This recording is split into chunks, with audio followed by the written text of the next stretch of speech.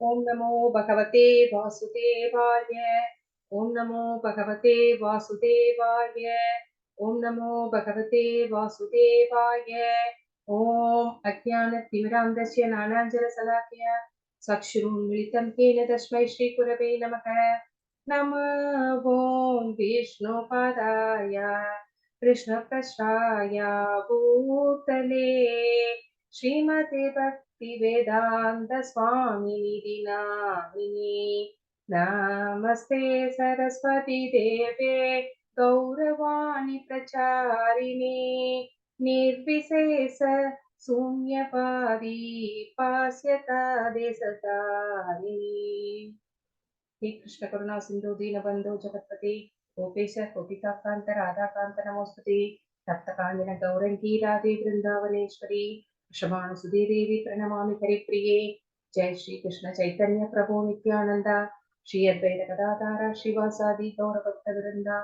हरे कृष्ण कृष्ण कृष्ण हरे हरे हरे राम राम राम हरे हरे। हरे कृष्ण कृष्ण कृष्ण हरे हरे हरे राम राम राम हरे हरे। हरे कृष्ण कृष्ण कृष्ण हरे हरे हरे राम राम राम हरे हरे। जगत गुरु श्रील प्रभुपाद की जय।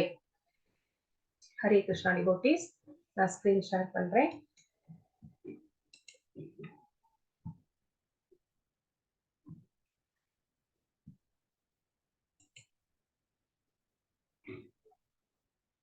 हरे कृष्ण कृष्ण कृष्ण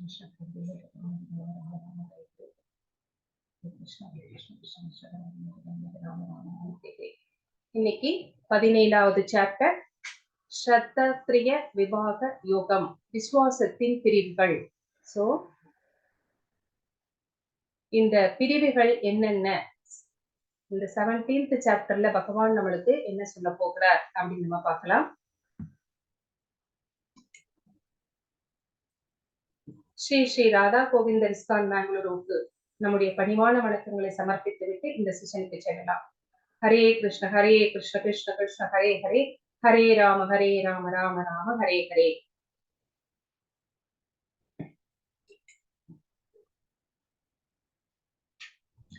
நேத்து நம்ம என்ன பார்த்தோம் அப்படிங்கறதுடைய ரீகேப் இங்க கொடுத்திருக்காங்க.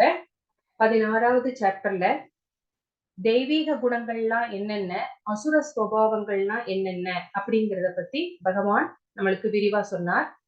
அந்த அசுர குணங்கள் நம்ம எங்க கூட்டிட்டு போகும் அப்படிங்கிறத பத்தியும் சொன்னார்.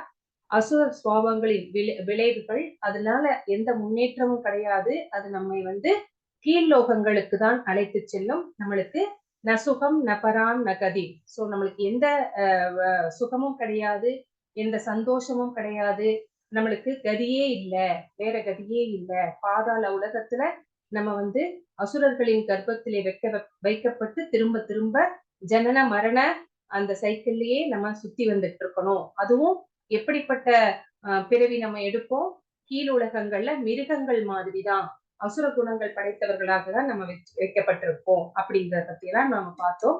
இன்னைக்கு பகவான் என்ன சொல்ல போகிறார் அப்படின்னா, Arjuna's enquiry about unauthorised worship. அதாவது நம்ம சாஸ்திரங்கள்ல சொல்லப்படாத வழிபாடுகள் எல்லாம் செய்கிறார்களே, அதை பத்தி கேட்கிறார். So Lord Krishna answers. அதுக்கு பகவான் பதில் சொல்றார். அதுக்கு என்ன காரணம், அந்த மாதிரி வழிபடுறாங்களே அதுக்கு என்ன காரணம் கேட்டப்போ, 3 modes தான் determines once faith and worship. நம்மளுக்கு 3 modes இருக்கு இல்லைங்களா? சோ நம்ம முக்குணங்கள்னால ஆளப்படுகிறோம். அந்த முக்குணங்கள் தான் இந்த நம்மளுடைய நம்பிக்கையையும் நம்முடைய வழிபாட்டு முறைகளையும் தீர்மானிக்கிறது அப்படின்னு பகவான் சொன்னார். சோ திரைவித்தா பவதி ஸ்ரத்தா அப்படிங்கிறது அந்த முக்கியமான வார்த்தை. அப்புறம் 3 modes-ல இருக்கிறவங்க, முக்குணங்கள்ல இருக்கிறவங்க, சத்துவ குணத்துல இருக்கிறவங்க என்ன மாதிரி சாப்பாட்டை விரும்பி சாப்பிடுவாங்க, ரஜோ குணத்துல இருக்கிறவங்க, தமோ குணத்துல இருக்கிறவங்க, இவங்க எல்லாம் எந்த மாதிரியான உணவுகளை எடுத்துக்கொள்கிறார்கள், விரும்பி சாப்பிடுகிறார்கள் அப்படின்னு கூட பகவான் சொல்றார். இந்த மாதிரின்னு அயு சத்வா பலோக்யா அப்படிங்கிறது, பாலாரோக்யா அப்படிங்கிறது முக்கியமான வார்த்தை. அப்புறம் சாக்ரிஃபைசஸ் இன் 3 modes. எந்த வகையான தானங்கள் எல்லாம் செய்யப்படுகிறது இங்க, முக்குணங்கள்ல இருக்கிறவங்க என்ன மாதிரியான தானங்களை எல்லாம் செய்கிறாங்க அவங்க என்ன மாதிரியான ஆஸ்ட்ரிட்டிஸ் எல்லாம் ஃபாலோ பண்றாங்க, ஆஸ்ட்ரிட்டிஸ் வந்து முக்குணங்கள்ல எப்படி செய்யப்படுகிறது, அப்புறம் சேரிட்டி இன் 3 மோட்ஸ். சோ இந்த மாதிரி எல்லாம் முக்குணங்கள்ல இருக்கிறவங்க எப்படியான தவங்களை, தானங்களை, வழிமுறைகளை எல்லாம் பின்பற்றுகிறார்கள் அப்படிங்கறதெல்லாம் நம்ம பார்க்க போறோம். ஓம் தத் சத் அப்படின்னா என்ன, அதனுடைய விளக்கம் என்ன?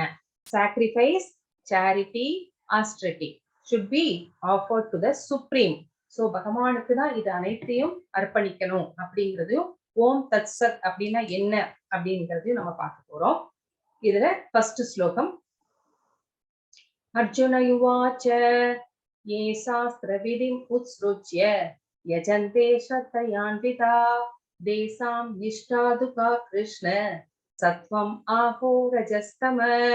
அர்ஜுனன் வினவினான், கிருஷ்ணரே, சாஸ்திர விதிகளை பின்பற்றாமல் தங்களது கற்பனைக்கேற்ப வழிபடுபவர்களின் நிலை என்ன? அவர்கள் இருப்பது சத்வகுணத்திலா, ரஜோகுணத்திலா, தமோ குணத்திலா அப்படின்னு கேக்குறாரு. சோ இவங்க இஷ்டத்துக்கு ஏதோ விதிகளை எல்லாம் சாஸ்திரம் என்ன சொல்லுதோ அதை ஃபாலோ பண்ணாம இவங்க ஏதோ அவங்களாவே ஒரு கற்பனை பண்ணிக்கிட்டு அவங்களாவே ஒரு வழிபாடு நடத்துறாங்க. அவங்க எந்த குணத்துல இருக்காங்க அப்படின்னு கேக்குறாரு. நம்ம 4th சாப்டர் படிக்கும் போது பார்த்தோம், 39th ஸ்லோகால ஒரு குறிப்பிட்ட வழிபாட்டு முறையில நம்பிக்கையோடு இருந்தா அவன் படிப்படியாக என்ன பண்றான், வாழ்வில் பக்குவ நிலைக்கு உயர்த்தப்படுகிறான் அப்படின்னு பகவான் சொன்னார். இதே 16th என்ன சொன்னார் அப்படின்னா, 16th சாப்டர்ல சாஸ்திரங்கள்ல என்ன சொல்லப்பட்டிருக்கிறதோ அந்த வழிபாட்டு முறைகளை எல்லாம் பின்பற்றுகிறவர்கள் அவர்கள் தேவன், அப்படி பின்பற்றாதவர்கள் அசுரன் அப்படின்னு சொன்னார். அப்போ இதுல இருந்து சாஸ்திரத்தில் விதிக்கப்படாத சில விதிகளை ஒருவன் பின்பற்றுகிறான் என்றால் அவனது நிலை என்ன அப்படின்னு தான் இங்கே கொஸ்டின். ஒரு சாதாரண மனிதனை அவன் எப்படி பண்றாங்க, இந்த மாதிரி மக்கள் எல்லாம் என்ன பண்றாங்க அப்படின்னா, ஒரு சாதாரண மனிதனை தேர்ந்தெடுத்து அவனை வந்து கடவுளாக்கிடுறாங்க. சோ தங்களுடைய நம்பிக்கையை அந்த மனிதர் மேல வைக்கிறாங்க, அவனை வந்து வழிபட துவங்குகிறார்கள். அவர்கள் எந்த குணத்தை சேர்ந்தவர்கள்? இது நமக்கு தமிழ்நாட்டிலேயே நிறைய எக்ஸாம்பிள்ஸ் இருக்கு, நான் அதெல்லாம் சொல்ல விரும்பல. சோ அது உங்களுக்கே தெரியும். சோ அந்த மாதிரி ஒரு சாதாரண மனிதன் மேல, பௌதிக குறைபாடுகள் உள்ள ஒரு மனிதர் மேல நம்பிக்கை வச்சு அவங்கள கடவுளாக்கி அவங்கள வழிபட தொடங்குறாங்களே, இவங்க வந்து எந்த குணத்துல இருக்காங்க அப்படின்னு வந்து கேக்குறாங்க. இவங்க வந்து வாழ்க்கையில பக்குவப்பட முடியுமா அப்படின்னு பகவான் கிட்ட அர்ஜுனர் கொஸ்டின் வச்சிருக்கார். பகவான் என்ன சொல்றாரு அப்படின்னு பார்க்கலாம்.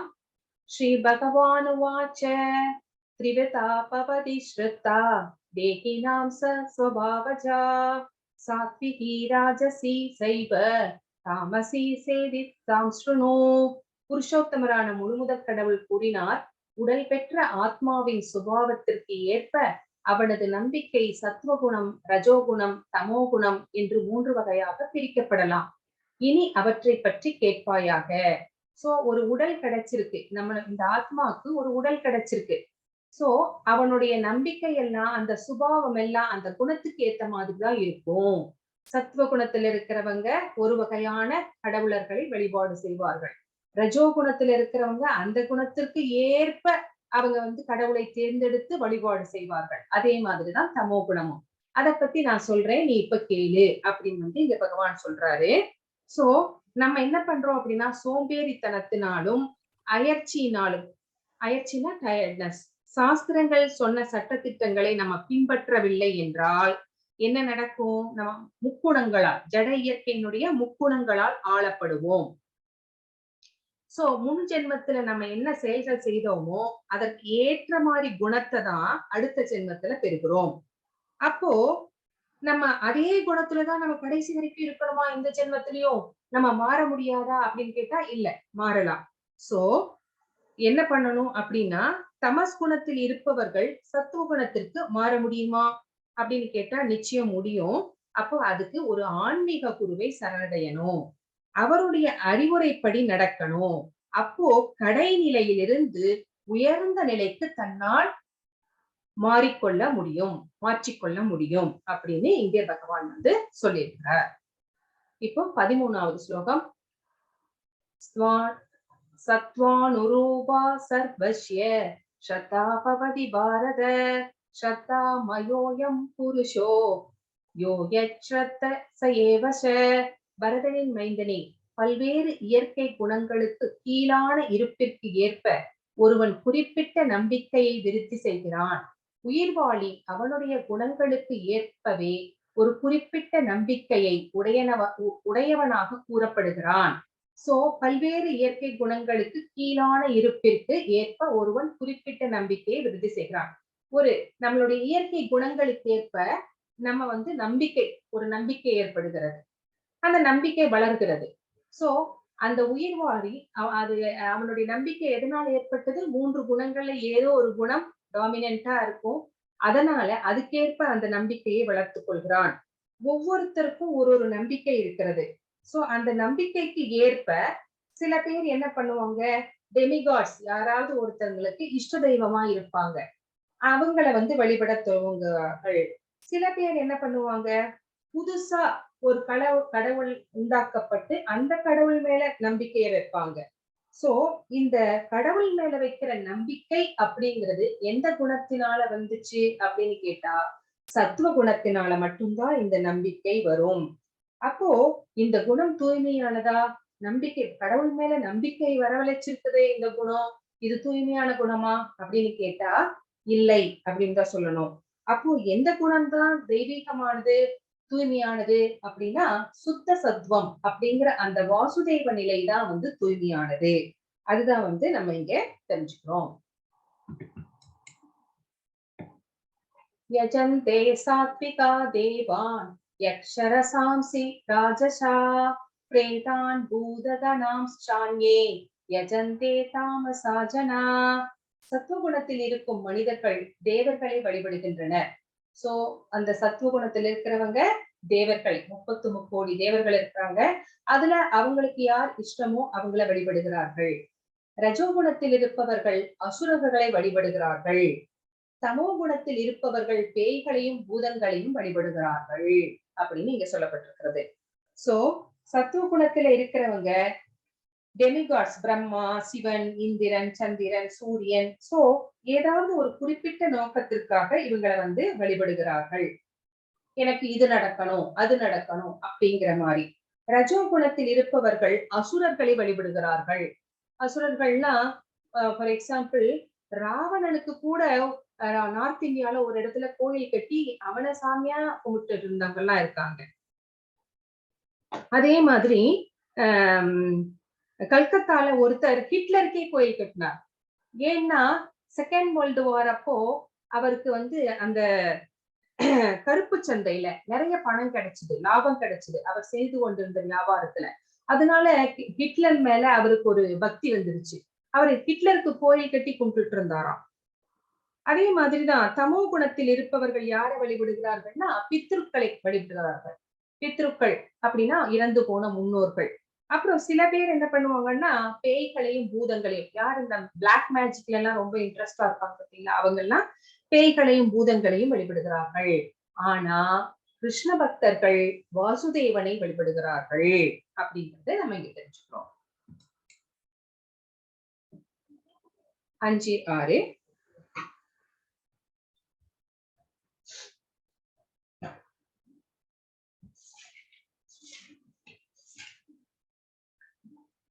அசாஸ்திர விகிதம் கோரம் தப்யந்தே யதபோஜனா தம்பாஹங்கார சம்யுக்தா காமராகபலாவிதா கஷ்யந்த சரீரஸ்தம் பூதக்ராமம் அசேதசா மாம் சைவாந்த சரீரஸ்தம் தான் வித்யாசூர நிச்சயால். காமம் மற்றும் பற்றுதலின் பலவந்தத்தால் சாஸ்திரங்களில் பரிந்துரைக்கப்படாத கடுமையான தவங்களை தற்பெருமையுடனும் அகங்காரத்துடனும் செய்பவர்கள் உடலின் ஜடமூல கூறுகளை துன்புறுத்துவது மட்டுமன்றி உள்ளே உறைந்துள்ள பரமாத்மாவையும் துன்புறுத்துகின்றனர். அத்தகு முட்டாள்கள் அசுரர்களாக அறியப்படுகின்றனர். சோ இங்க நம்ம என்ன பாக்குறோம், பிக்சர்ஸ பாருங்க. இங்க தெரியும், ஒருத்தர் தலையை மண்ணுக்குள்ள புதைச்சிட்டு இருக்கிறார். இவர் தலைய மண்ணுக்குள்ள புதைச்சிட்டு தலைகீழா நிக்கிறார். இங்க ஒருத்தர் ஒரு மலையவே கையால தூக்கி வச்சிட்டு இருக்கிறார். இங்க ஒருத்தர் புத்துக்களே வந்து தோன்றிடுச்சு அவரை சுத்தி, அந்த அளவுக்கு தவம் பண்ணிட்டு இருக்கிறார். சோ இவர்கள் எல்லாம் அசுரர்கள். சோ இதெல்லாம் சாஸ்திரத்துல சொல்லப்படாத கடுமையான தவங்கள். சோ இது எதுக்காக செய்யறாங்க? தற்பெருமைக்காக, அகங்காரத்துடன், என்ன மாதிரி யாருமே செய்ய முடியாது பாருங்க அப்படிங்கிறதுக்காக இவங்க செய்யறாங்க. அப்போ இவங்க உடலிலே இருக்கிற செல்ஸ் எல்லாமே துன்புறுகிறது. உடல்ல செல்ஸ் மட்டுமா இருக்கிறது? மனசுல பகவான் இருக்கிறார், பரமாத்மாவா. அந்த பரமாத்மாவையும் இவர்கள் வந்து துன்புறுத்துகிறார்கள். அதனால இவர்கள் முட்டாள்கள் அப்படின்னு பகவானே சொல்றார். சோ சில நோக்கங்களுக்காக பட்டினி கிடப்பது, அரசியல் நோக்கத்துக்காக உண்ணாவிரதம் இருப்பது, இதெல்லாம் சாஸ்திரத்துல சொல்லவே இல்லை. அப்போ இவங்க வந்து என்ன பண்றாங்க? இந்த அசுரர்கள் பகவான் கிட்ட இருக்கிற உறவை மறந்துட்டு, நம்ம மனசுல பகவான் இருக்கிறார் அப்படிங்கறதையே மறந்துட்டு, இவர்கள் வந்து இந்த மாதிரி தங்கள் இஷ்டப்படி ஏதேதோ விஷயங்கள் எல்லாம் செய்யறாங்க இந்த மாதிரி. அப்போ இவங்களுக்கு வந்து ஏதாவது ஒரு நல் ஊழ் வினை, அதாவது அதிர்ஷ்டம் இருந்தால் மட்டுமே இவங்க வந்து ஒரு ஆன்மீக குரு கிடைச்சு அவங்க வழிகாட்டுதலின்படி நடந்து பரம இலக்கை அடைய முடியும். அப்படி ஒரு ஆன்மீக குரு கிடைக்கலன்னு வச்சுக்கோங்க, இவங்க கதி அதோ கதிதான் அப்படின்னு இங்க நம்ம பார்க்கிறோம்.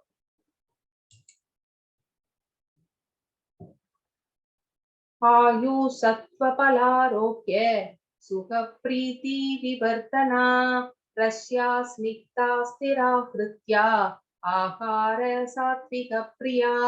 எப்படி எல்லாம் சாப்பிடணும், என்னென்ன சாப்பாடு இருக்கு, அதை பத்தி இங்க பகவான் இப்போ இந்த ஸ்லோகத்துல நம்மளுக்கு சொல்றார்.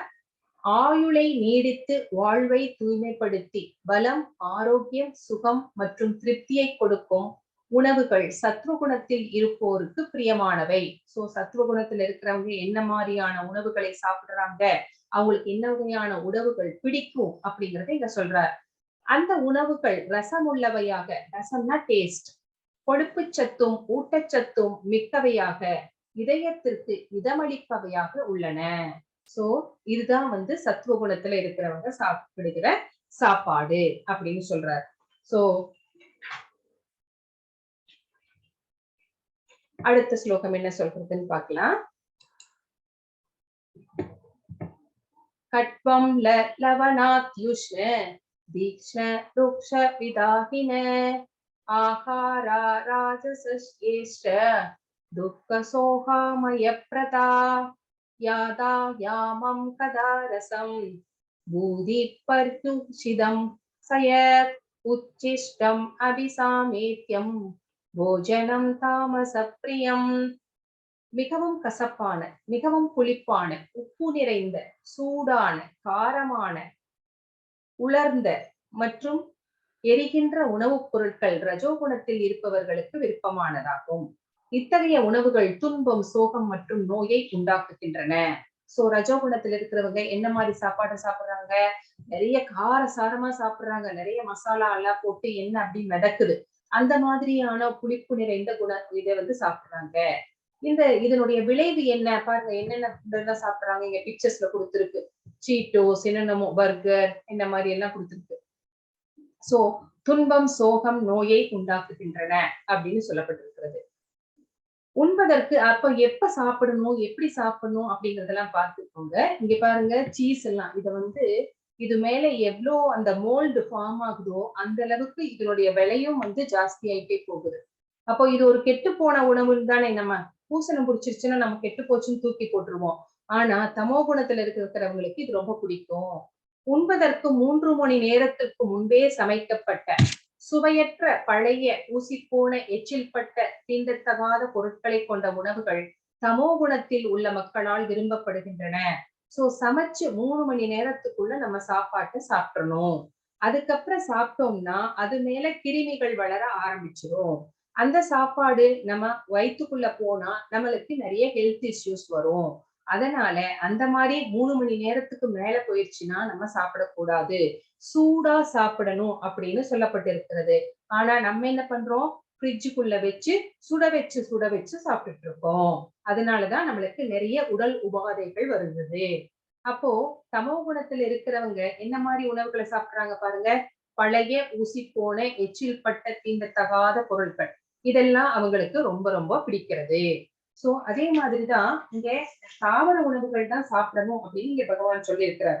மிருகங்களை கொன்று அந்த மாமிசத்தை நம்ம சாப்பிடுறதுனால நம்ம கிட்ட இருக்கிற காருண்யம், அதாவது கருணை நம்மை விட்டு விலகி செல்கிறது. அதனால நம்ம தாவர பொருட்கள், அப்ப தாவரங்களுக்கு உயிர் இல்லையா அப்படின்னு கேட்க கூடாது. அந்த தாவர பொருட்களுக்கும் உயிர் இருக்கிறது. அதனாலதான் அந்த தாவர பொருட்களை நம்ம பகவானுக்கு படைச்சிட்டு அதுக்கப்புறமா பகவான் அதை கண்டருளுகிறார். அதில் இருக்கிற பாவ விளைவுகள் எல்லாம் நீக்கி விடுகிறார்.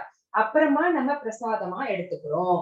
அப்போ என்னென்ன மாதிரி பொருட்கள் நம்ம சாப்பிடலாம்? பால், பால் பொருட்கள், வெண்ணெய், நெய், பட்டாணி, கோதுமை, பழங்கள், காய்கறிகள், இது எல்லாமே வந்து உடலுக்கு தேவையான சத்துக்கள் அனைத்தையுமே கொடுக்கக்கூடிய பொருட்கள் இருக்கிறது. அப்போ பகவானுக்கு படைத்த பின்பு பிரசாதமாக உண்ண வேண்டும். சோ பத்திரம் புஷ்பம் பழம் தோயம் அந்த ஸ்லோகம் நம்ம படிச்சோம் இல்லைங்களா? சோ பக்தியோடும் அன்போடும் இந்த ஏதாவது தாவரத்தினால சமைக்கப்பட்ட உணவை பகவானுக்கு படைத்து அதுக்கப்புறம் நம்ம பிரசாதமா எடுத்துக்கணும் அப்படிங்கிறது ரொம்ப முக்கியம். சாஸ்திரங்களின்படி தயாரிக்கப்பட்டு முழுமுதற் கடவுளுக்கு படைக்கப்பட்ட உணவு நீண்ட நாட்கள் ஆனாலும் அது புனிதமானதுதான். இதுக்கு ஒரு எக்ஸாம்பிள் என்னால தர முடியும். நம்ம திருப்பதிக்கு போறோம், லட்டு வாங்கிட்டு வர்றோம். யாராவது திருப்பதி லட்டு உங்களுக்கு கொடுத்தா நீங்க வேண்டான்னு சொல்லுவீங்களா? ஐயையோ இது எத்தனை நாள் ஆனதோ எனக்கு தெரியல, வேண்டாம் அப்படின்னு யாராவது சொல்ல கேட்டிருக்கிறோமா? இல்ல. ஆனா இதே ஒரு ஹோட்டல்ல ரெஸ்டாரண்ட்ல வாங்கிட்டு வந்த லட்டு அப்படின்னு வச்சுக்கோங்களேன், ஐயோ வேணாம்ப்பா இது எவ்வளவு நாள் ஆச்சுன்னு எனக்கு தெரியல அப்படின்னு சொல்லுவோம் இல்லைங்களா? டிவோட்டிஸ் கரெக்ட் தானே? சாட்ல எஸ் ஆர் நோன்னு போடுங்க. நான் உங்க ஆன்சர்ஸ பார்க்கணும். லட்டு வேணுமா வேண்டாமா? கண்டிப்பா வேணும் இல்லையா? அதுவும் பெரிய பீஸா வேணும். கரெக்டா?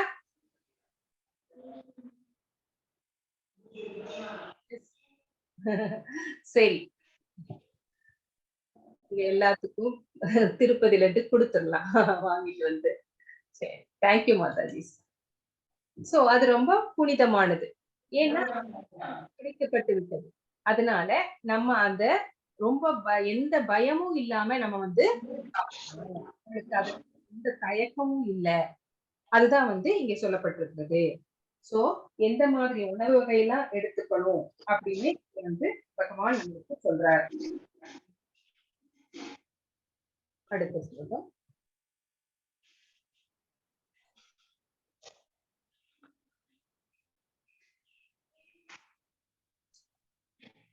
अपलाकाङ्क्षिभिः यज्ञो विधिष्ठोय जायते यष्टव्यं एवेदि मनः சமாதாய சாத்விக. சாஸ்திர விதிகளின்படி கடமையை நிறைவேற்றுவதற்காக பலனை எதிர்பார்க்காத நபர்களால் செய்யப்படும் யாகம் சத்துவ குணத்தை சார்ந்ததாகும். சோ சத்துவ குணத்துல யார் இருப்பாங்க? பிராமணர்கள் இருப்பாங்க. அவங்க வந்து யாகம் செய்கிறார்கள். இப்ப கோயில் எல்லாம் வந்து யாகம் செய்யறாங்க பிராமணர்கள். அவங்க எதுக்காக செய்யறாங்க? தங்களுடைய நலனுக்காக செய்யறாங்களா? இல்ல அது வந்து அத வந்து அவங்களுடைய கடமையா நினைச்சு செய்யறாங்க.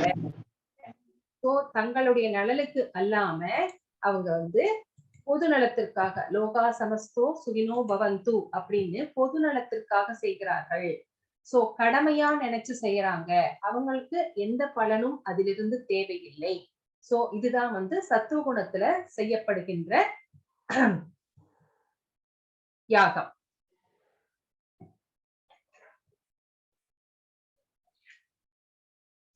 ஆனா ஏதேனும் ஒன்றை நாடி ஏதேனும் ஒன்று நினைச்சுட்டு அது நிறைவேறணும் அப்படிங்கிறது தான் நம்மளுடைய இயல்பு இல்லைங்களா? நம்ம 90% அந்த மாதிரிதான். சோ அப்படி வழிபடக்கூடாது. நம்ம அத வந்து கடமையா நினைச்சு செய்யணும் அப்படின்னு தான் ஸ்ரீல பிரபுபாதர் தன்னோட உரையில சொல்லியிருக்கிறார். அபிசந்தாய து பலம் தம்பார்த்தம் அபிசைவயத் இஜ்யதே பரத ஸ்ரேஷ்ட தம் யக்னம் வித்தி ராஜசம். ஏதேனும் பௌதீக நன்மையை அடைவதற்காக அல்லது தற்பெருமைக்காக செய்யப்படும் யாகம் பரதர்களின் தலைவனே ரஜோகுணத்தை சார்ந்தது என்பதை அறிவாயாக. அப்போ ரஜோகுணத்துல இருக்கிறவங்க பொது நலனுக்காக செய்ய மாட்டாங்க. சோ ஏதாவது ஒண்ணு எனக்கு அது கிடைக்கணும், எனக்கு இது வேணும், எனக்கு ஒரு ஆண் பிள்ளை வேணும், இல்லைன்னா எனக்கு பதவி வேணும், இல்லைன்னா என்னுடைய எதிரி அழிய வேண்டும், அப்படி ஏதாவது ஒண்ணு எக்ஸ்பெக்டேஷன்ஸோட தான் அவங்க வந்து யாகம் செய்யறாங்க ரஜோகுணத்துல இருக்கிறவங்க. அப்போ அது மட்டும் கிடையாது, தற்பெருமை. இவன் வந்து எவ்வளவு பெரிய யாகத்தை செஞ்சான் அப்படின்னு அவனை பத்தி பேசணும். அதனால அவங்க அந்த மாதிரி யாகங்கள் எல்லாம் செய்கிறார்கள் அப்படின்னு இங்க வந்து இருக்கிறவங்க ரஜோகுணத்துல இருக்கிறவங்களை பத்தி பகவான் சொல்லியிருக்கிறார். விதிஹீனம் அஸ்ருஷ்டானம் மந்திரஹீனம் அதக்ஷணம் ஸ்ரத்தா விரகிதம் யக்ஞம் தாமசம் பரிசஸ்ஸதே. சாஸ்திர விதிகளை மதிக்காமல், பிரசாத விநியோகமின்றி, வேத மந்திரங்களின் உச்சாடனம் இன்றி, புரோகிதர்களுக்கான தட்சணை இன்றி, நம்பிக்கையும் இன்றி செய்யப்படும் யாகம் தமோ குணத்தை சார்ந்ததாக கருதப்படுகிறது. சோ தமோ குணத்துல இருக்கிறவங்க அவங்க மனம் போன போக்குலதான் செயல்படுவாங்க. அவங்க எப்படி யாகம் செய்யறாங்கன்னு பாருங்க. அவங்க சாஸ்திரம் என்ன சொல்லியிருக்கிறோ அந்த மாதிரி எல்லாம் எந்த விதிகளையும் பின்பற்றுறது கிடையாது. அப்போ அங்க வந்திருக்கிற நம்ம பக்தர்களுக்கு வந்து என்ன பண்ணணும், பிரசாதம் விநியோகிக்கணும். இந்த யாகங்கள் எல்லாம் முடிஞ்சதுக்கு அப்புறமா அது அவங்க செய்யறது கிடையாது. வேத மந்திரங்களை உச்சரிக்கிறாங்களா, அதுவும் கிடையாது. சரி, அந்த யாகத்தை செஞ்ச பிராமணர்களுக்கு புரோகிதர்களுக்கு தட்சணை கொடுத்தாங்களா, அதுவும் கிடையாது. சரி, இந்த மாதிரி யாகத்துல யக்னத்துல அவங்களுக்கு நம்பிக்கை இருக்கிறதா, அதுவும் கிடையாது. சோ இந்த மாதிரி செய்யப்படுகின்ற யாகம் தமோ குணத்துல உள்ளவர்களாலதான் செய்யப்படுகிறது. சோ இவங்களுடைய செய்கின்ற யாகங்கள்னால யாருக்கும் எந்த நன்மையும் இல்லை அப்படிங்கறத நம்ம இங்க தெளிவா தெரிஞ்சுக்கிறோம். தேவத் விஜகுரு பிரக்னா பூஜனம் சௌசம் ஆஜவம் பிரம்மச்சர்யம் அஹிம்சாச சாரீரம் தவ உச்சதே.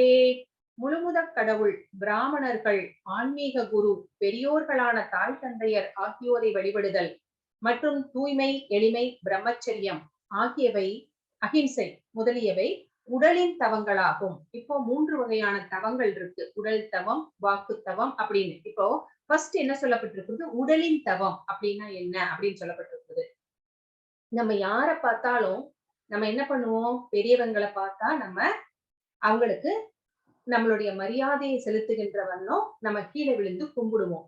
அப்படி யார் யாருக்கெல்லாம் கீழே விழுந்து கும்பிடணும் அப்படின்னு கேட்டா, பகவான் முழுமுதற் கடவுளுக்கு அந்த மாதிரி தண்டவத் பிரணாம் பண்ணணும். தண்டவத் பிரணாம் அப்படின்னா என்ன அப்படின்னா, ஒரு குச்சி, ஒரு குச்சி இப்படி நிக்கிற குச்சி கீழே விழுந்தா எப்படி தடால்னு கீழே விழுகும், அந்த மாதிரிதான் பார்த்த உடனே அவங்களுக்கு நம்ம தண்டவத் பிரணாம் பண்ணணும். அப்போ முழுமுதற் கடவுளுக்கு, பிராமணர்களுக்கு, ஆன்மீக குருவுக்கு, பெரியவர்களான தாய் தந்தையருக்கு, இவங்களுக்கெல்லாம் நம்ம பிரணாம் பண்ணணும். சோ ஆகியோரை வழிபடுதல், அப்படி வழிபடுறது. அப்புறம் தூய்மையா இருக்கிறது, உள்ள தூய்மை, உடல் தூய்மை ரெண்டுமே. எளிமையா இருக்கிறது, பிரம்மச்சரியம் காக்கிறது. 25 வயசு வரைக்கும் நம்ம பிரம்மச்சரியம் காக்கணும், செலிபசி. சோ அஹிம்சை, யாரையும் துன்புறுத்தாம இருக்கிறது. சோ இது எல்லாமே உடலின் தவங்கள் அப்படின்னு சொல்லப்படுகிறது.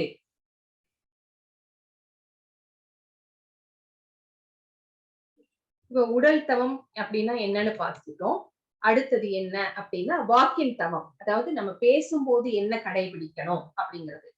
அனுத்வேகரம் வாக்கியம் சத்யம் பிரியகிதம் சயத் ஸ்வாத்யாய யசனம் சைவ வாங்மயம் தவ உச்யதே. உண்மையானதும் இனிமையானதும் நன்மை அளிப்பதுமான பேச்சு, பிறரது மனதை துன்புறுத்தாத பேச்சு, வேத இலக்கியங்களை முறையாக உச்சரித்தல் ஆகியவை வாக்கின் தவங்களாகும். சோ வேத இலக்கியங்களை முறையாக உச்சரிக்கணும். ஏன்னா அது வந்து பகவானுடைய திருவாயிலே இருந்து வந்த அமிழ்தம். அதை வந்து நம்ம தவறில்லாம முறையா உச்சரிக்கணும். அப்போ நம்மளுடைய பேச்சு எப்படி இருக்கணும், உண்மையானதாக இருக்கணும். நமக்கு தன்னுடைய நலத்திற்காக போய் சொல்லக்கூடாது. அதே மாதிரி இனிமையாக பேசணும். மற்றவங்க கிட்ட பேசும்போது நன்மை அளிப்பதுமான பேச்சு, மத்தவங்களை பத்தி சும்மா புறம் பேசக்கூடாது. அது யாருக்கும் அது நன்மை அளிக்க கூடியது அல்ல. சோ உண்மையா இருக்கணும், இனிமையா இருக்கணும், நன்மை அளிக்கக்கூடியதா இருக்கணும். அந்த மாதிரிதான் நம்ம பேசணும். இல்லைன்னா பேசாம மௌனமாவே இருந்துடலாம். பிறரது மனதை துன்புறுத்தாத பேச்சு. சோ யாரையும் ஹர்ட் பண்ணக்கூடாது. அந்த மாதிரி ஹர்ட் பண்ணினா அவங்க மனசு கஷ்டப்படும் பாருங்க. அதனால நமக்கு தான் பாவம் வந்து சேரும். சில பேர் திருப்பி பேசிருவாங்க. சில பேர் மௌனமா போயிடுவாங்க. அந்த மௌனம் நமக்கு கண்டிப்பா பாவத்தை விளைவிக்கும். அதனால நம்ம பிறரது மனதை துன்புறுத்தாம பேச பழகிக்கணும். இது எல்லாமே வாக்கின் தவங்கள் அப்படின்னு சொல்லப்படுகிறது. இன்னும் ஒரு பாயிண்ட் சொல்லணும்னு நினைக்கிறேன். இப்ப ஆசிரியர்கள் இருக்கிறாங்க. மத்தவங்கள துன்புறுத்தாம பேசணும் அப்படின்னு சொல்லியிருக்கிறோம்.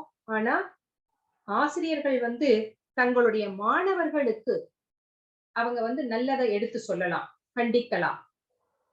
ஆனா மாணவர்கள் அல்லாத ஒருவரிடம் மாணவர்கள் கிட்ட எப்படியெல்லாம் பேசுவாங்களோ, எப்படியெல்லாம் புத்தி சொல்வாங்களோ அந்த மாதிரி பேசக்கூடாது. இது ஒரு வாக்குத்தவம்.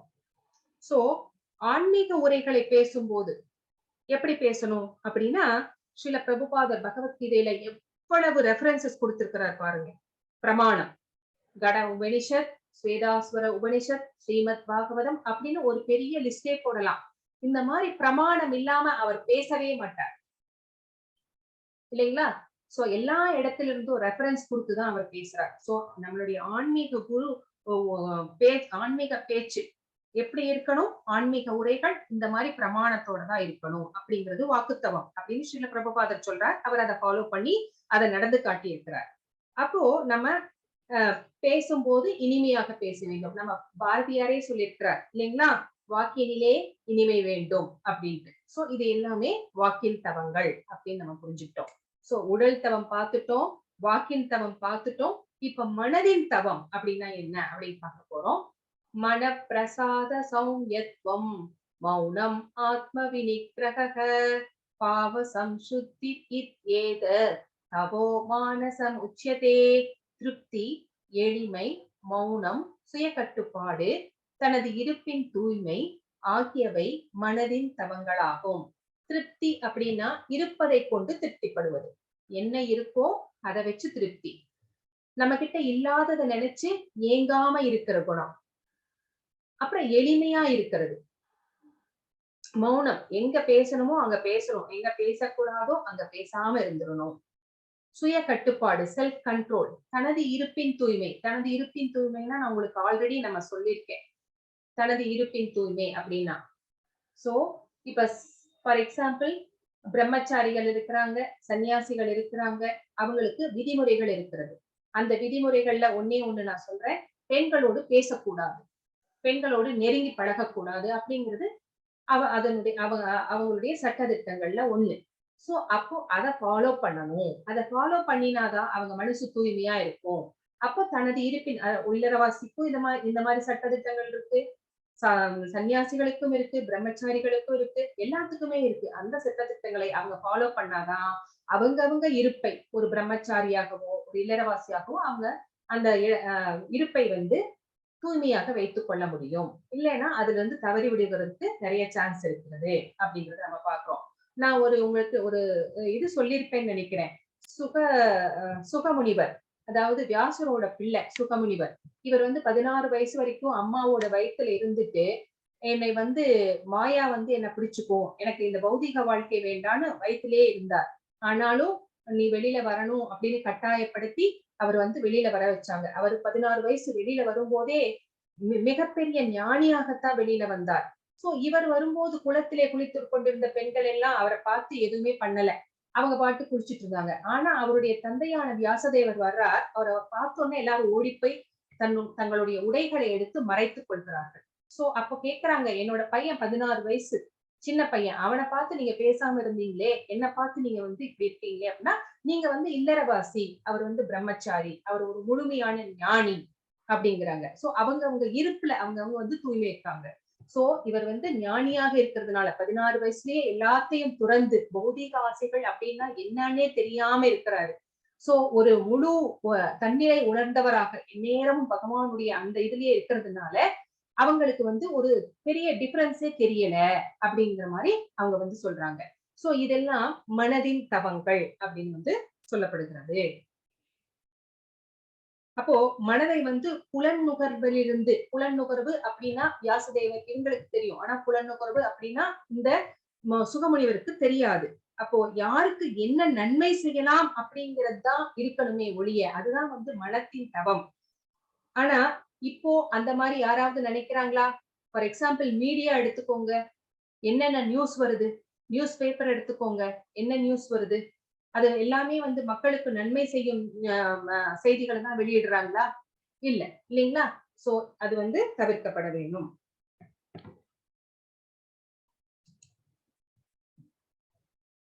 17வது ஸ்லோகம். ஸ்ரத்தயா பரயா தப்தம் தபஸ்தத்ரிவிதம் ஹரை அபலாங்காங்ஷிபித்யுக்தை சாத்விகம் பரிசஸ்ஸதே. இந்த 3 வகையான தவங்கள். நம்ம என்னென்ன தவங்கள் பார்த்தோம்? உடல் தவம், வாக்கின் தவம், மனதின் தவம். இந்த 3 தவங்கள். அப்புறம் ஜடலாபங்களை எதிர்பார்க்காமல், எனக்கு இது வேணும் பகவானே அப்படின்னு போய் ஆர்டர் பிளேஸ் பண்றது பகவான் கிட்ட. அந்த மாதிரி ஜடலாபங்களை எதிர்பார்க்காமல் பரமனை திருப்தி செய்வதில் ஈடுபட்டுள்ள மனிதர்கள் தங்களுக்காக எதுவுமே செஞ்சுக்க மாட்டாங்க. பகவானை எப்படி திருப்தி பண்ணலாம் அப்படின்னு இருக்கிற மகாத்மாக்கள் உன்னத நம்பிக்கையுடன் செய்யப்படும் போது சத்வகுணத்தின் தவங்கள் என்று அழைக்கப்படுகின்றன. சோ இந்த மாதிரி இருக்கின்ற மனிதர்கள் செய்கின்ற செயல்கள் நம்பிக்கையோட செய்யறாங்க. என்னென்னலாம் செய்யறாங்க அப்படின்னு பாருங்களேன். இவங்க என்ன செய்யறாங்கன்னா பிருந்தாவனம்னா கிருஷ்ணரும் பிருந்தாவனம் கோவர்தனகிரியும் ஒண்ணுதான் இல்லைங்களா? பிருந்தாவனத்துல நிறைய காடுகள் எல்லாம் இருக்கு. அத வந்து பரிக்கிரமா பண்றாங்க. இது வந்து கிரிவலம்னு சொல்றோம் பாத்தீங்களா? அந்த மாதிரி பிருந்தாவனத்தை இவங்க வந்து வலம் வர்றாங்க. இங்க கோவர்தனகிரி பகவானே கோவர்தனகிரியாக இருக்கிறார். அந்த கிரிய வந்து இங்க வந்து வலம் வர்றாங்க. 27 கிலோமீட்டர். அத வந்து சங்கீர்த்தனம் பாடிக்கிட்டே வந்து வலம் வர்றாங்க. இங்க என்ன பண்றாங்க? மாயாப்பூர் பரிக்கிரமா. அங்க வந்து கங்கையுடைய உபநதி ஓடுது. அங்க வந்து போட்ல போய் பரிக்கிரமா பண்றாங்க. சோ இது எல்லாமே வந்து ஒரு நம்பிக்கையோட பரமனை திருப்தி செய்வதில் ஈடுபட்டு இருக்கிறாங்க. சோ இது எல்லாமே சத்துவகுணத்தின் தவங்கள் அப்படின்னு சொல்லப்படுகிறது. போன வருஷம் நாங்க எல்லாருமே என்என்டி பிரபு கூட மாயாப்பூர் போயிருந்தோம். அப்ப இந்த பரிக்கிரமா நாங்களும் பண்ணினோம். ஹரே கிருஷ்ணா.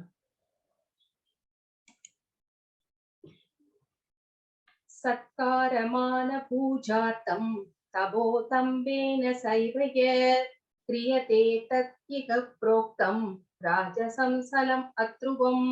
மானம், மரியாதை மற்றும் வழிபாட்டை பெறுவதற்காக தற்பெருமையுடன் செய்யப்படும் தவங்கள் ரஜோகுணத்தில் இருப்பவையாக கூறப்படுகின்றன.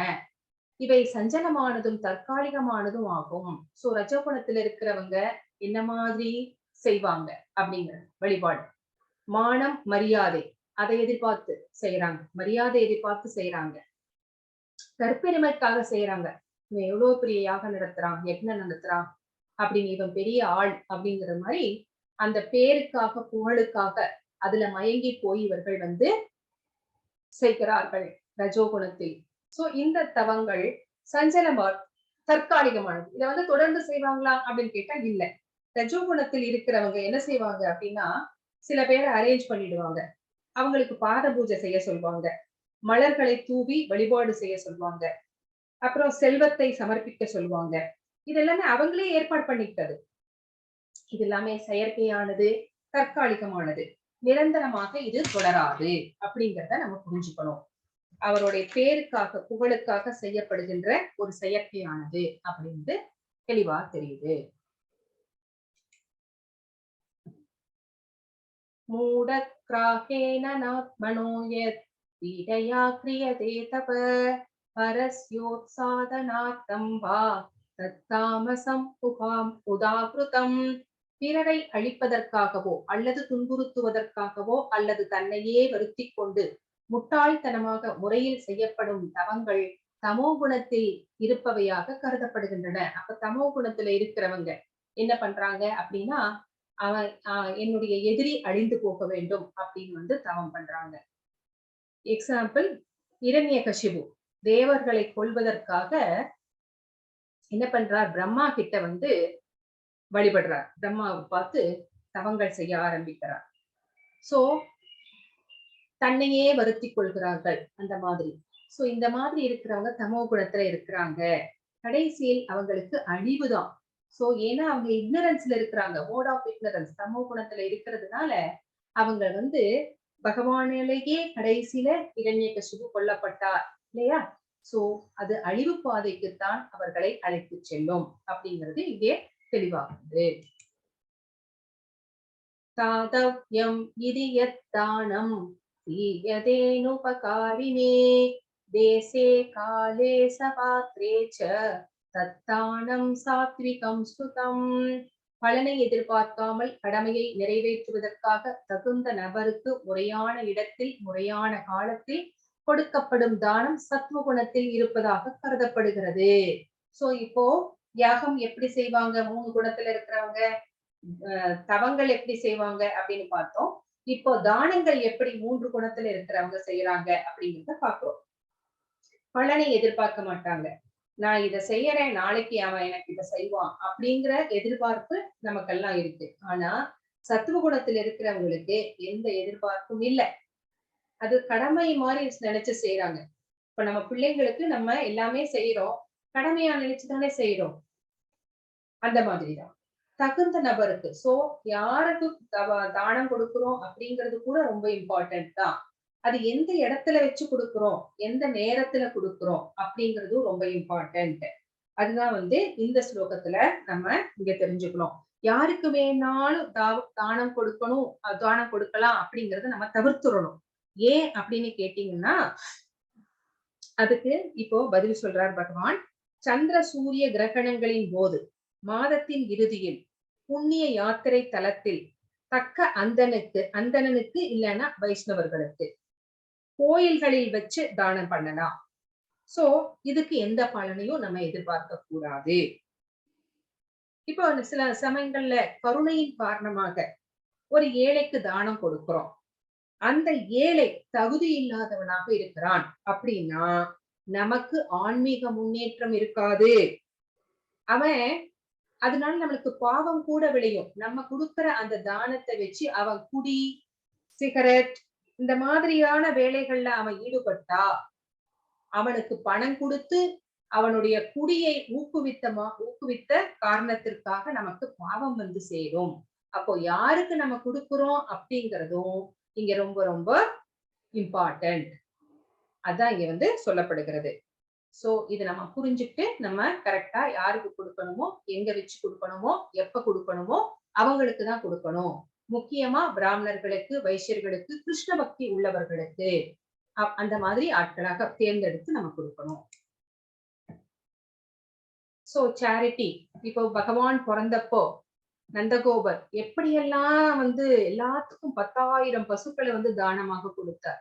அந்த மாதிரி பிக்சர் தான் இங்க வந்து கொடுத்திருக்காங்க. Charity given out of duty without expectation of return at the proper time and place and to a worthy person is considered to be in the mode of goodness. அதுதான் சத்துவ குணத்திலே கொடுக்கப்படுகின்ற தானம் அப்படின்னு சொல்லப்படுகிறது.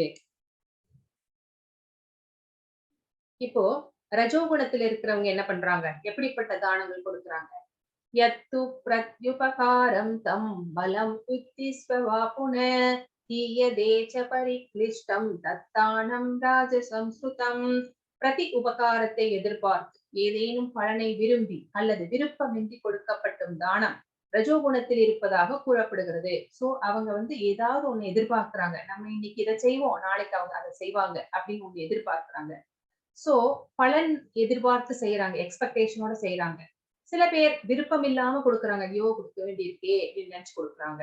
சோ இதெல்லாமே ரஜோகுணத்துல செய்யப்படுகிறது. இங்க பாருங்க, நம்மளே பார்த்தோம் கோவிட் டைம்ல நம்மளே நிறைய பேருக்கு ஹெல்ப் பண்ணோம். ஆனா அதையும் வந்து என்ன மாதிரி பாருங்க, செல்ஃபி எடுத்துக்கிறாங்க. என்ன கொடுக்குறோம் அப்படிங்கறத, ஒரு ஏழை தம்பதிக்கு ஹெல்ப் பண்றான், ஆனா வந்து செல்ஃபி எடுத்து அதை வந்து என்ன பண்ணுவோம், பேஸ்புக்ல அதுல இதுல எல்லாம் அப்லோட் பண்ணி விடுவோம் இல்லைங்களா? சோ இந்த மாதிரி எல்லாம் பண்றது ரஜோகுணத்துல இருக்கிறவங்க செய்யற காரியம் அப்படின்னு நம்ம இங்க தெரிஞ்சுக்கிறோம். சோ இவங்க பொய் கௌரவத்துக்காக செய்யறாங்க. அடுத்தது தமோ குணத்துல இருக்கிறவங்க எப்படிப்பட்ட தானம் செய்யறாங்கன்னு பார்க்கலாம். அந்த காலேய தானம் அபாத்தேப்ய சத்தியதே அசக்ருதம் அவஜ்ஞாதம் தத்தாமசம் உதாகிருதம். தூய்மையற்ற இடத்தில் முறையற்ற காலத்தில் தகுதியற்ற நபர்களுக்கு அல்லது தக்க கவனமும் மரியாதையும் இன்றி வழங்கப்படும் தானம் தமோ குணத்தை சேர்ந்ததாக கூறப்படுகிறது. சோ இங்க என்ன பாருங்க, தூய்மை இல்லாத இடம், அந்த இடத்துல வந்து தானமே செய்ய முடியாது, அந்த மாதிரி இடம். முறையற்ற காலம், தகுதியற்ற நபர், சோ கொஞ்சம் கூட மரியாதை இல்ல, இந்த மாதிரி கொடுக்கப்படுகின்ற தானம் தமோ குணத்தை சேர்ந்தது. இங்க என்ன பாட்டுறோம் பாருங்க, help, I need money for weed, கஞ்சா அடிக்கிறதுக்கு காசு வேணுமோ. சோ இவனுக்கு தானம் பண்ணினா நம்மளுக்கு என்ன வந்து சேரும் நம்ம சொல்லவே வேண்டாம். சோ இப்படிப்பட்ட மக்களை வந்து நம்ம உற்சாகப்படுத்த கூடாது. ஓம் தத் சத் இதி நிர்தேஷோ பிரம்மணஸ்திரீவிதம் ஸ்ருத பிராமணாஸ்தேன வேதாஸ்ச யக்ஞாஸ விகிதா புரா. படைப்பின் ஆரம்பத்திலிருந்தே ஓம் தச்சத் என்னும் 3 சொற்கள் பரிபூர்ண உண்மையை குறிப்பிடுவதற்காக உபயோகப்படுத்தப்பட்டு வருகின்றன. பரிபூரண உண்மை அப்படின்னா யாரு? பகவான், முழுமுதற் கடவுள், அந்த அகிலாண்ட கோடி பிரம்மாண்ட நாயகனை தான் ஓம் தச்சத் அப்படிங்கிற இந்த 3 வார்த்தைகள் சொல்லி குறிப்பிடுறாங்க. இந்த 3 குறியீட்டு சொற்களும் வேத மந்திரங்களை உச்சரிக்கும் போது, எப்பப்பெல்லாம் சொல்றாங்க? வேத மந்திரங்களை உச்சரிக்கும் போது சொல்றாங்க, யாகங்கள் போது சொல்றாங்க. பரமனின் திருப்திக்காக பிராமணர்கள் இந்த 3 சொற்களையும் உச்சரிக்கிறார்கள்.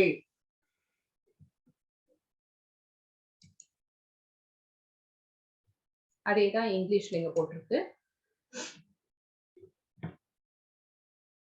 இப்போ தஸ்மாத் ஓம் இத்யுஹாருப்ய யக்ஞதான தவக்ரியா பிரவர்த்தந்தே விதானோக்தா சததம் பிரம்மவாதினாம். எனவே பரமனை அடைவதற்காக சாஸ்திர விதிகளின்படி யாகம், தானம், தவம் ஆகியவற்றை மேற்கொள்ளும் ஆன்மீகவாதிகள் அவற்றை ஓம் என்பதுடன் தொடங்குகின்றனர். சோ அந்த பிரணவ மந்திரத்தை சொல்லிதான் எல்லா விஷயங்களையும், தானம் செஞ்சாலும், யாகம் செஞ்சாலும், தவம் செஞ்சாலும் அவங்க வந்து சாஸ்திர விதிப்படி பிரணவ மந்திரத்தை சொல்லிதான் ஆரம்பிக்கிறாங்க அப்படின்னு நம்ம இங்க பாக்குறோம். தத்யனபி சாந்தாய பலம் யக்ஞதவ கிரியா தான கிரியா விவிதா கிரியந்தே மோட்ச காங்க்ஷிபி. பலனை எதிர்பார்க்காமல் பல்வேறு வகையான யாகம், தவம் மற்றும் தானத்தினை தத் என்ற சப்தத்துடன் மேற்கொள்ள வேண்டும். சோ பலனை எதிர்பார்க்காம செய்யணும். தத் அப்படிங்கிற சப்தத்தோட இதை வந்து ஆரம்பிக்கணும். அந்த உன்னத செயல்களின் நோக்கம் பௌதீக பந்தத்திலிருந்து விடுவிப்பது. சோ இது எதுக்காக செய்யறோம் அப்படின்னா, நம்ம பௌதீக பந்தத்துல இந்த மெட்டீரியல் டிசையர்ஸ், மெட்டீரியல் பூல், இந்த மெட்டீரியல் அரேஞ்ச்மெண்ட்ஸ்ல இருந்து, இந்த பௌதீக பந்தத்திலிருந்து நம்மளை விடுவிக்கிறது. இந்த வகையாக செய்யப்படுகின்ற யாகம், தவம் மற்றும் தானம் இது எல்லாமே நம்மை பௌதீக பந்தத்திலிருந்து நம்மை லிபரேட்டட் சோல்ஸா மாத்துது. கண்டிஷன்டு சோல்ஸ்ல இருந்து லிபரேட்டட் சோல்ஸா மாத்துறதுக்கு நம்ம இந்த மாதிரி பண்றோம். சத்பாவே சாதுபாவே ச சத்யித்யேதத் பிரயுஜ்யதே பிரஸ்தே கர்மணி ததா சச்சப்த பார்த்தயுஜ்யதே யக்ஞே தபசி தானேசே சிதி சத்யிரி சோச்யதே கர்ம சைவ தத் ஆதீயம் சத்யித்யேவா விதீயதே. பக்திமயமான யாகத்தின் நோக்கம் பூரண உண்மை. எதுக்காக யாகம் செய்யறோம்? பகவானை திருப்திப்படுத்துவதற்காக. அதான் பகவான்னா யாரு? பூரண உண்மை. இது சத் என்னும் சொல்லினால் குறிப்பிடப்படுகிறது. பிதாவின் மைந்தனே, இத்தகைய யாகத்தை செய்பவரும் சத். யாகத்தை யார் செய்வாங்க? பிராமணர்கள். அவங்களுக்கும் சத்துன்னு தான் பேரு, பகவானுக்கும் சத்துன்னு தான் பேரு, அந்த யாகத்தை செய்யறவங்களுக்கும் சத்துன்னு தான் பேரு. மேலும் பரமபுருஷரை திருப்திப்படுத்துவதற்காக செய்யப்படும் யாகம், தவம் மற்றும் தானத்தின் செயல்களும் சத் என்றே செய்ய அழைக்கப்படுகின்றன. சோ பகவானும் சத்துதான், அதை செய்ப பிராமணர்களும் சத்துதான், அவங்க செய்கின்ற யாகம், தவம், தானம் எல்லாமே சத் என்று அழைக்கப்படுகிறது. சோ இப்ப ஓம்னா என்ன, ஓம் தத் சத் அப்படின்னா என்ன அப்படிங்கிறது நம்ம இப்போ தெரிஞ்சுக்கிட்டோம். அஸ்ரத்யாஹுதம் தத்தம் தபஸ்தப்தம் கிருதம் சய அசத் இத்யதே பார்த்த நசதத் பிரத்யநோயிக. பிருதாவின் மகனே, மைந்தனே, பரமனின் மீது நம்பிக்கையின்றி செய்யப்படும் யாகங்களும் தவங்களும் தானங்களும் நிலையற்றவை. சோ நம்பிக்கையோட செய்யறது வேற, இங்க சொல்றாரு நம்பிக்கை இல்லாம செய்யறத பத்தி சொல்றாரு. சோ இது எல்லாமே அது நம்பிக்கையோட செஞ்சது எல்லாமே சத். இப்போ நம்பிக்கை இல்லாம செய்யற யாகங்கள் தவங்கள் தானங்கள் எல்லாமே அசத் அப்படின்னு சொல்லப்படுகிறது, நிலையற்றது. இவை இப்பிறப்பில் மட்டுமின்றி அடுத்த பிறவியிலும் பயனற்றவை. இது செய்யறதுனால பகவான் மேல நம்பிக்கை இல்லாம எதை செஞ்சாலும் அது பயனளிக்காது. அது இந்த பிறவியில மட்டும் இல்ல, எந்த பிறவியிலுமே பலனளிக்காது அப்படின்னு இந்த ஸ்லோகத்துல இருந்து நம்ம தெரிஞ்சுக்கிறோம். So இது recap Arjuna's inquiry about unauthorized worship. So சாஸ்திரங்கள் சொல்லாத வழிபாடுகள் ஏன் நடக்குது, அப்படிப்பட்டவர்கள் பக்குவமானவர்களா அப்படின்னு கேட்டதுக்கு பகவான் அது 3 மோட்ஸ் தான் அதை தீர்மானிக்கிறது, ஒருத்தருடைய நம்பிக்கைய வழிபாட்டு முறைய. அப்போ இது எல்லாமே அந்த 3 மோட்ஸ்ல இருக்கிறவங்க என்னென்ன ஃபுட்டை விரும்பி சாப்பிடுறாங்க, அவங்க 3 மோட்ஸ்ல இருக்கிறவங்க என்ன மாதிரி சாக்ரிஃபைசஸ் பண்றாங்க, தவங்கள் பண்றாங்க, தானங்கள் பண்றாங்க, யாகங்கள் பண்றாங்க அப்படிங்கறதெல்லாம் பார்த்தோம். ஓம் தத் சத் அப்படின்னா என்ன அர்த்தம் அப்படிங்கறதையும் நம்ம பார்த்தோம். சோ இதோட 17th சாப்டர் முடியுது.